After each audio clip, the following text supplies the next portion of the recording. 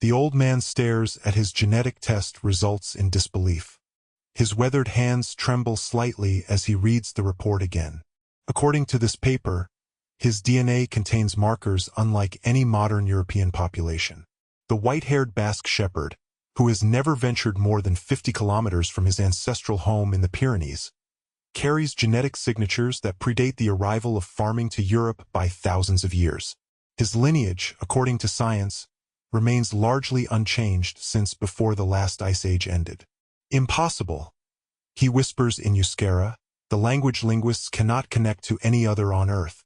But the evidence is clear. His blood tells a story that rewrites European prehistory. This is not fiction.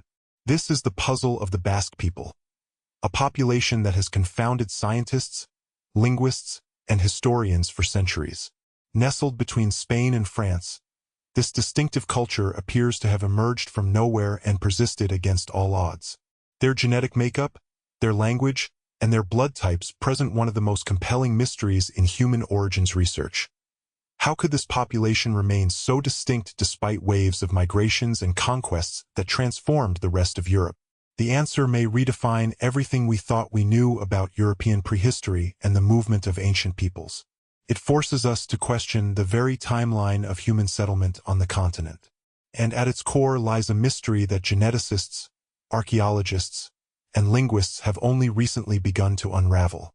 What if the Basques represent the last survivors of the original Europeans, a people who walked the continent before almost everyone else we now call European arrived? And what if their DNA holds secrets about our species' past that we are only beginning to comprehend? To understand this mystery, we must journey back to the dawn of genetic science, when blood told us the first hints of a story that DNA would later confirm. It was 1947 when Drive Arthur Morant made a startling discovery while studying blood types across Europe. The Basque people showed the highest frequency of rhesus-negative blood in the world, a pattern dramatically different from surrounding populations. Nearly a third of Basques lacked the rhesus factor in their blood, compared to roughly 15% of other Europeans and even lower percentages elsewhere in the world. It was as if we had found a completely different human population hiding in plain sight, noted Dr. Morant in his research journal. Their blood spoke of isolation and ancient origins. At the time, blood typing was the cutting edge of population genetics. It could tell broad strokes of human migrations and separations, but lacked the precision that modern genetic analysis would later provide. Still, Morant's discovery sparked the first serious scientific consideration that the Basques might represent something extraordinary, a relic population from Europe's distant past. Dr. Henri Valois, a French anthropologist who studied Basque skeletal remains in the 1950s, added physical evidence to the blood type anomalies. The cranial structure shows remarkable continuity with Cro-Magnon specimens, he wrote. It is as if modern Basques stepped out of the Upper Paleolithic with minimal change. But these early theories remained speculative until the genomic revolution provided tools to look directly at the DNA of living Basques and compare it with both modern populations and ancient remains recovered from archaeological sites across Europe. In the rolling hills near Bilbao in 2003, Dr. Leon Jameson wiped sweat from her brow as she collected DNA samples from volunteers at a local festival. A population geneticist from Oxford University, she had come to the Basque country to gather genetic material for what would become one of the most comprehensive studies of this unique European population. The first results were so surprising that we thought we had contaminated the samples, she later wrote. The genetic distinctiveness was far more pronounced than we had anticipated. We had to repeat everything to be certain. What Dr. Jameson and her team discovered forms the foundation of our modern understanding of the Basque mystery. But to comprehend it fully, we must step back even further in time, to when the last ice age was ending and a changing climate was reshaping human migration patterns across the entire continent. 20,000 years ago, Europe was a very different place. Massive ice sheets covered much of the northern continent, pushing human populations into southern refuges, pockets of habitable land where people could survive the punishing cold. The Iberian Peninsula, particularly its northern coast along the Bay of Biscay, served as one such refuge. As the ice retreated around 14,500 years ago, new opportunities emerged. But unlike other regions where populations shifted dramatically with climate change, something unusual happened in what would become Basque country. The people stayed put. They maintained continuity while other parts of Europe experienced waves of newcomers. The question is, why? What made this population so resilient to change when the rest of Europe was transformed repeatedly? Dr. Howard Vance, a paleogeneticist at the University of California, proposed an answer in 2017 after analyzing ancient DNA samples from Basque burial sites. Geography played a crucial role, he explained. The mountainous terrain provided both isolation and abundant resources. The Basques didn't need to move or adapt to agricultural lifestyles because their traditional hunting and gathering remained viable longer than in other regions. This geographical isolation created a genetic time capsule. While farming populations spread throughout Europe from the Near East beginning around 8,500 years ago, the Basque region remained relatively untouched. These Neolithic farmers, who fundamentally changed the genetic landscape of Europe, appear to have had minimal impact on Basque genetic structure. The genetics tell us that Basque people derive approximately 80% of their ancestry from these pre-farming, Mesolithic European hunter-gatherers. Dr. Vance continued. This is a dramatically higher percentage than any other European population, where the average is closer to 20%.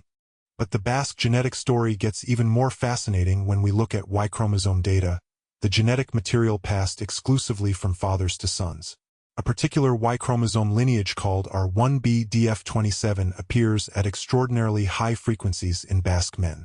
This specific marker represents a branch of ancestry that diverged from other European lineages thousands of years ago. It's as if we're seeing the descendants of a population that was once widespread across Western Europe, but has now been preserved almost exclusively in this one region, noted Dr. Elena Morales of the Spanish National Research Council in 2019. The Basques represent a kind of genetic photograph of what ancient Western Europeans might have looked like before the Neolithic Revolution. Yet despite this growing genetic evidence, the mystery remained incomplete.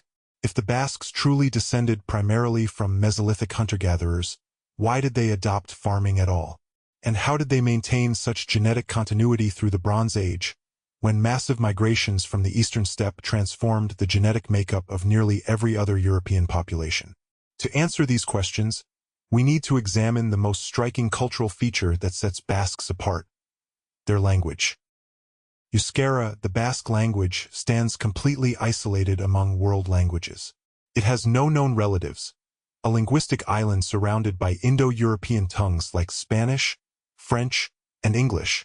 This language family dominates Europe today but represents a relatively recent arrival, having spread across the continent within the last 5,000 years.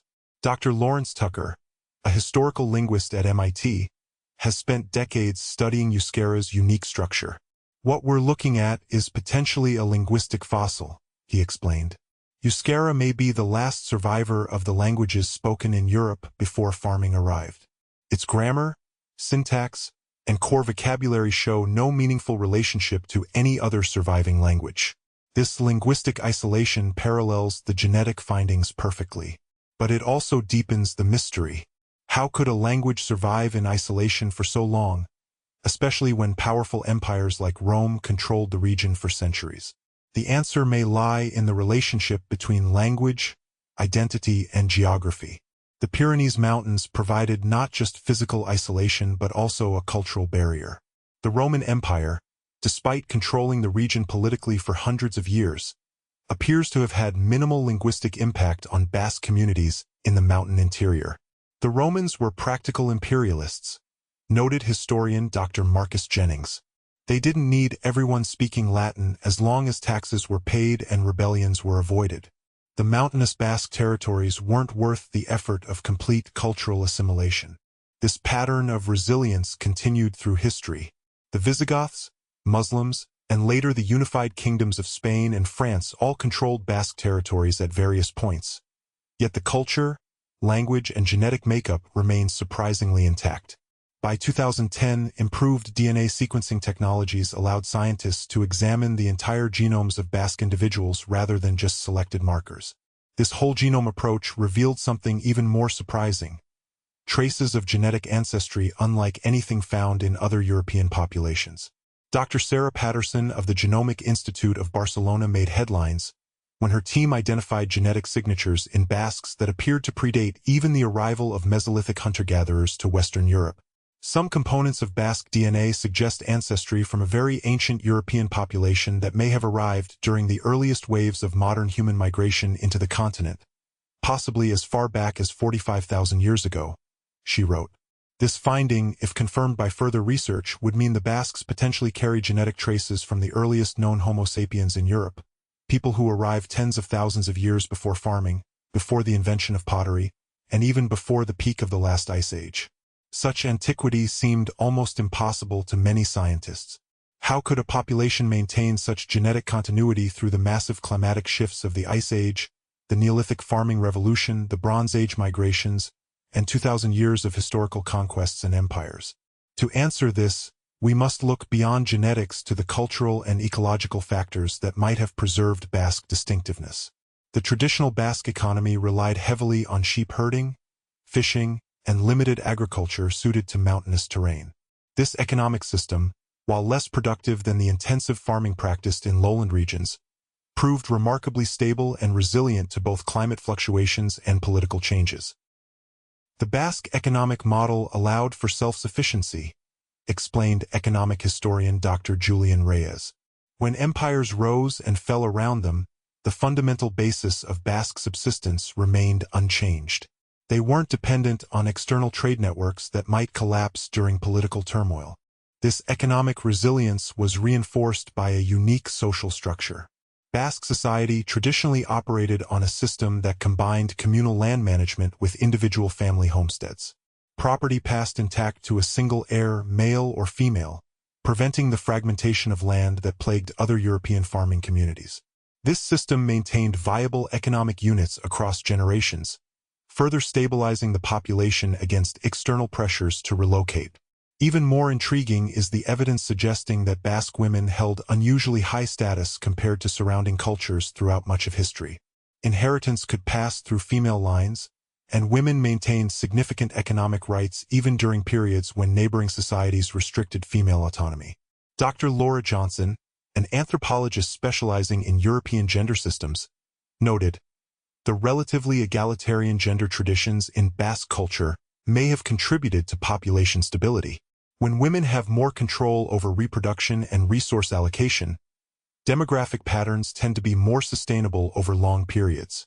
These social factors created a self-reinforcing cycle of cultural and genetic continuity.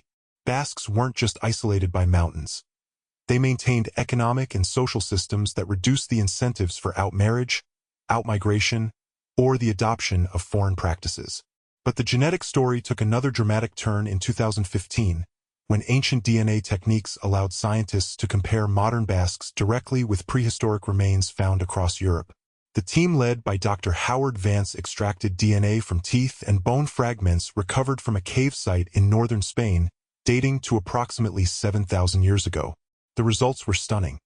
The genetic profile of these ancient hunter-gatherers showed remarkable similarity to modern Basques, but significant differences from other modern Europeans. "What we're seeing is direct evidence of population continuity," Dr. Vance explained. While most Europeans today derive the majority of their ancestry from three distinct sources, hunter-gatherers, early farmers, and steppe pastoralists, the Basques show an ancestry profile dominated by just one of these sources, the Western European hunter-gatherers. This finding confirmed what had long been suspected. The Basques represented a population that had largely missed the two massive genetic transformations that created modern European populations. They had neither fully integrated the farmers who arrived from Anatolia around 8,500 years ago, nor the herders who migrated from the Pontic-Caspian steppe during the Bronze Age around 4,500 years ago. "It's as if they're a window into a Europe that no longer exists," remarked Dr. Elena Morales. "They show us what Europeans might have looked like before these transformative migrations." The ancient DNA evidence also resolved a long-standing puzzle about physical characteristics. 19th-century anthropologists had noted that Basques often displayed distinctive facial features and blood-type frequencies but struggled to explain these observations scientifically. The genomic data provided the missing context.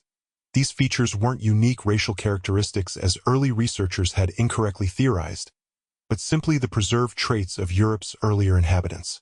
Dr. Leon Jameson's continued work with Basque DNA revealed another crucial detail. Their isolation wasn't absolute. There was evidence of some genetic exchange with surrounding populations, but it occurred at much lower rates than elsewhere in Europe. Think of it as a leaky isolation rather than a perfect one, she explained. There was always some gene flow, but the rate was low enough that the distinctive Basque genetic profile remained intact.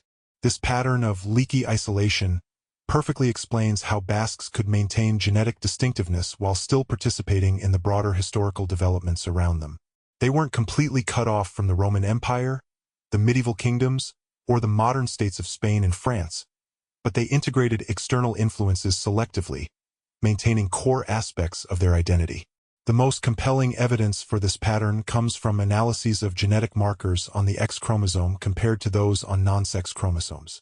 Because women have two X chromosomes while men have only one, X chromosome DNA can reveal sex bias patterns in population mixing. What we see suggests that when mixing did occur, it was more often Basque women marrying outgroup men than Basque men marrying outgroup women, noted population geneticist Dr. Thomas Reynolds. This asymmetry helped preserve the paternal lineages, and with them the language and cultural practices, while still allowing some genetic exchange. This finding connects directly to historical records documenting Basque maritime activities. Basque men were renowned sailors, whalers, and fishermen who ventured as far as Newfoundland centuries before Columbus. These voyages took men away for extended periods, potentially reducing their availability as marriage partners while creating opportunities for non-Basque men to enter the community. Yet despite these fascinating insights, a fundamental question remained. If the Basques descended primarily from Mesolithic hunter-gatherers, how and when did they transition to their traditional agricultural and pastoral way of life? Archaeological evidence offers compelling clues. The earliest farming communities in the Basque region date to approximately 7,000 years ago, significantly later than in other parts of Europe. More tellingly, these early Basque farmers appear to have practiced a highly modified form of agriculture adapted to local conditions and integrated with traditional hunting and gathering practices. What we see isn't wholesale adoption of the Neolithic package, explained archaeologist Dr. Miguel Ortiz. Instead, we find a gradual integration of specific elements, particularly domestic animals like sheep and goats, that complemented rather than replaced existing subsistence strategies. This selective adoption allowed the indigenous hunter-gatherer population to incorporate advantageous new technologies without the population replacement that occurred elsewhere in Europe. The Basques essentially adapted farming to their existing lifestyle rather than being replaced by farming populations. The genetic evidence supports this archaeological interpretation. While most European populations show a dramatic shift in their DNA coinciding with the arrival of farming, Basque genetic continuity remained largely intact across this transition. It's a rare example of technology transfer without significant population replacement, noted Dr. Howard Vance. The Basques adopted aspects of farming that worked for their mountainous environment while maintaining their demographic integrity. This pattern of selective adoption continued through the Bronze Age, when a massive migration of pastoralists from the Eurasian steppe transformed the genetic landscape of most of Europe. These migrants, associated with the corded ware and bell beaker archaeological cultures, contributed 50 to 75% of the ancestry of many modern northern European populations. Yet somehow, the Basque region once again experienced the technological changes associated with this period, particularly metalworking, without the dramatic genetic transformation seen elsewhere. The Basques appear to have been remarkably good at acquiring useful technologies from neighboring cultures without being demographically overwhelmed, observed archaeologist Dr. Rebecca Mills. It's a pattern we see repeatedly throughout their history. This selective permeability to outside influences extends to the Basque language as well.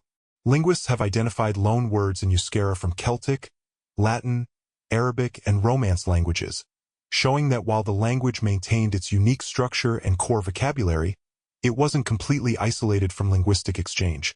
Languages, like genes, can remain distinct even while incorporating external elements, explained Dr. Lawrence Tucker.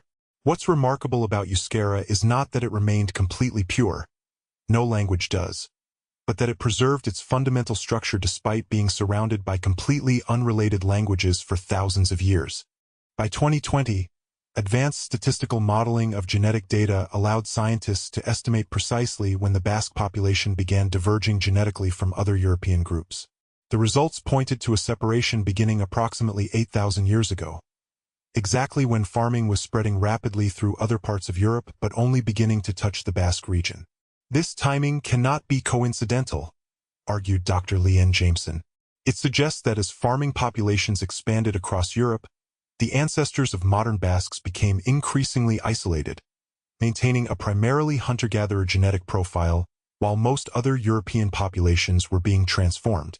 This isolation was likely reinforced by the challenging mountainous terrain of the Pyrenees, which made large-scale farming difficult and provided natural barriers to population movement.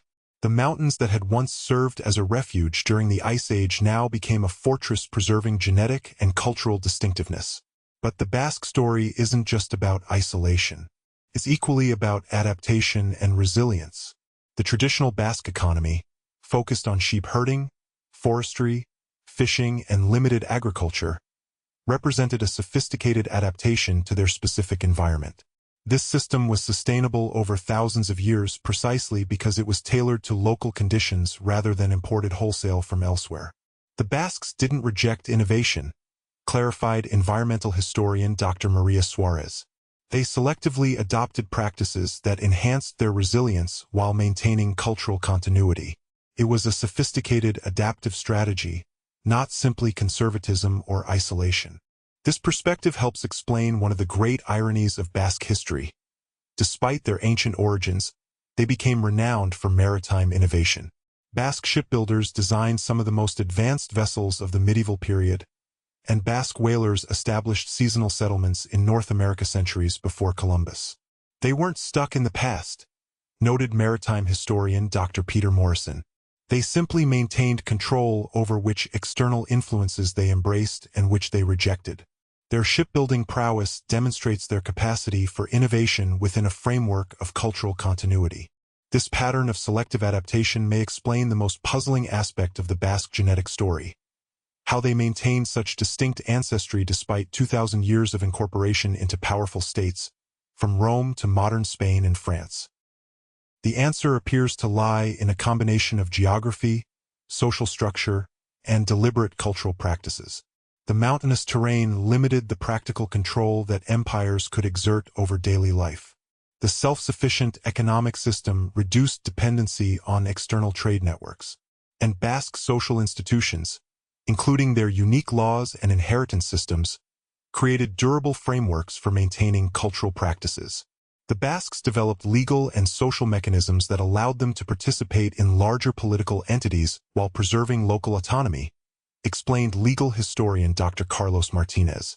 Their fueros, traditional legal codes recognized by Spanish monarchs, institutionalized this balance between incorporation and autonomy. These legal frameworks formalized a relationship that allowed Basques to be nominally part of larger kingdoms while maintaining substantial self-governance. This pattern continued even as modern nation-states developed, with both Spain and France granting varying degrees of regional autonomy to Basque territories. The most recent chapter in the scientific exploration of Basque origins came in 2021, when researchers applied ancient DNA techniques to remains from previously unstudied archaeological sites throughout the region. These samples, spanning from 8,000 to 3,000 years ago, provided unprecedented insight into how the Basque gene pool evolved during the critical transitions from hunting and gathering to farming and then metallurgy. What we found was a pattern of remarkable stability, punctuated by small, gradual changes, reported Dr. Howard Vance, who led the study. Unlike other European regions where we see sharp genetic discontinuities coinciding with the arrival of farming or Bronze Age technologies, the Basque region shows a pattern of cultural adoption without population replacement. This pattern of cultural adoption without genetic replacement is exceedingly rare in human history. Typically, major technological transitions, particularly the shift to farming, coincided with significant population movements that transformed the genetic landscape. The Basque exception to this pattern makes them almost unique among European populations. Yet, for all the scientific progress in understanding Basque origins, puzzles remain. One of the most intriguing involves their distinctive pattern of certain genetic diseases.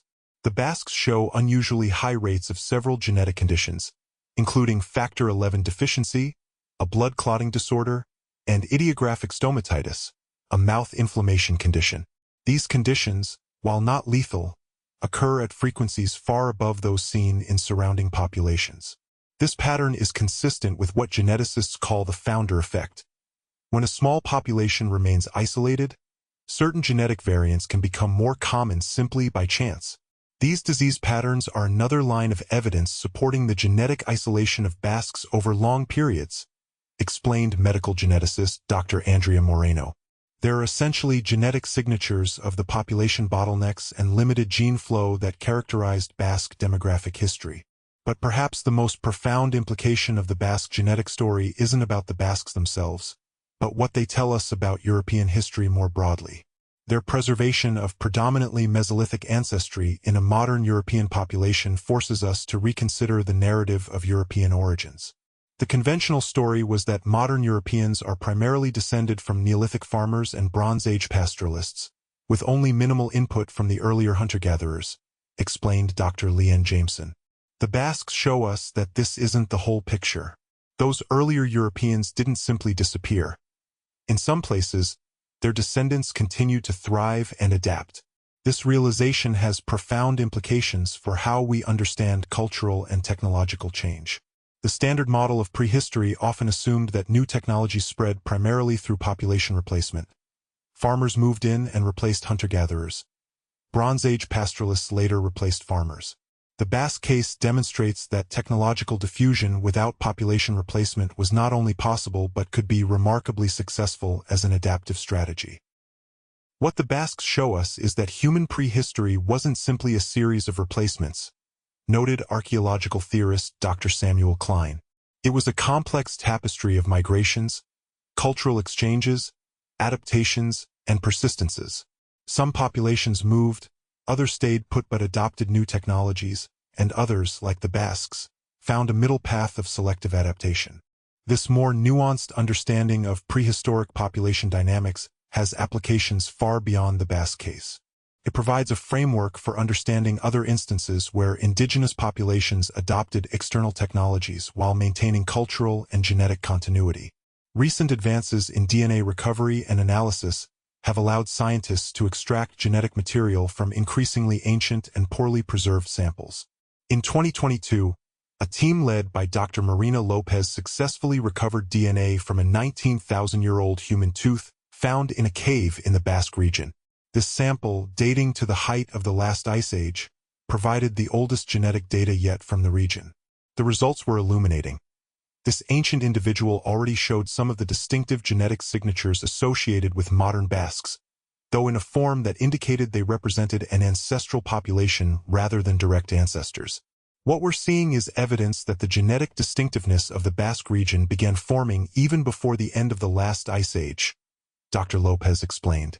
This region may have served as a refuge where populations persisted during glacial periods, developing unique genetic characteristics in isolation before the dramatic warming that ended the Pleistocene. This finding pushes the timeline of Basque genetic distinctiveness back considerably. Rather than emerging during the transition to farming around 8,000 years ago, the foundations of Basque genetic identity may have been laid during the Upper Paleolithic, perhaps as early as 20,000 years ago. This extended time frame also helps explain the extreme linguistic isolation of Euskera. Languages typically change rapidly, making it difficult to understand how Basque could remain so different from all other European languages if the separation occurred only 8,000 years ago. A separation dating to the Upper Paleolithic provides the necessary time depth for such profound linguistic divergence. If Basque truly represents a language lineage that split from others 20,000 years ago, it would be one of the oldest language isolates documented anywhere in the world, noted Dr. Lawrence Tucker. It would represent a truly remarkable case of cultural persistence. This perspective transforms how we view not just Basque origins but the entire pattern of European prehistoric development. Rather than seeing modern Europe as the product of successive population replacements, We can now envision a more complex history where some indigenous elements persisted alongside newcomers, creating a genetic and cultural mosaic. The most recent chapter in Basque genetic research came in 2023, when researchers applied machine learning algorithms to detect subtle patterns in genomic data that might have been missed by earlier analysis methods. This approach identified something remarkable: traces of genetic ancestry in Basques that appears to derive from a previously unknown ancient population. These genetic signatures don't match any known ancient or modern population, explained computational biologist Dr. Kevin Zhang, who developed the algorithm. They point to ancestry from a deeply divergent European population that may have existed in isolation since before the last glacial maximum, potentially for tens of thousands of years. If confirmed by further research, this finding would suggest that the Basques derive part of their ancestry from a ghost population, a group that left few or no direct descendants except through limited mixing with ancestors of modern Basques. This ghost population might represent one of the earliest branches of humans to colonize Europe after leaving Africa. We're potentially seeing the genetic shadows of some of the earliest Europeans, suggested Dr. Howard Vance when commenting on these findings. People who arrived on the continent perhaps 45,000 years ago established populations that were later mostly replaced elsewhere, but somehow contributed ancestry that persisted in the Basque region. This hypothesis remains controversial and will require additional evidence to confirm. But it aligns with archaeological evidence showing that the Iberian Peninsula, particularly its northern regions, served as a refuge for human populations during the harshest periods of the last ice age. The implications extend beyond academic interest in prehistoric migrations. Understanding the Basque genetic heritage has practical applications in medical genetics and personalized medicine. The distinctive Basque genetic profile means that disease risk factors identified in other European populations may not apply accurately to Basques, and conversely, that Basques may have unique genetic risk factors not found elsewhere. This isn't just about reconstructing the past, emphasized Dr. Andrea Moreno. It has real implications for how we approach medical research and treatment in the present. Population-specific genetic factors can significantly impact disease risk and treatment response. For the Basques themselves, scientific confirmation of their ancient origins has complex social and political implications. Basque identity has long been tied to a sense of deep historical rootedness and cultural uniqueness. Scientific evidence supporting this distinctiveness has been embraced by many as validation of traditional beliefs about Basque origins. However, Dr. Leanne Jameson cautions against simplistic interpretations. Genetics can tell us about biological ancestry and population history, but culture, language, and identity are human constructions that evolve through conscious choices and historical processes. Being genetically distinctive doesn't make a population more or less valuable or legitimate. This nuanced perspective is crucial for avoiding the misuse of genetic findings to support nationalist or essentialist ideologies.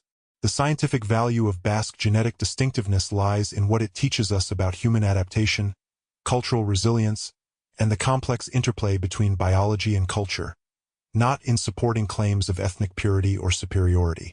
As we look to the future, the Basque genetic story continues to evolve. Ongoing research aims to analyze DNA from more archaeological sites spanning different time periods and geographic locations within the Basque region.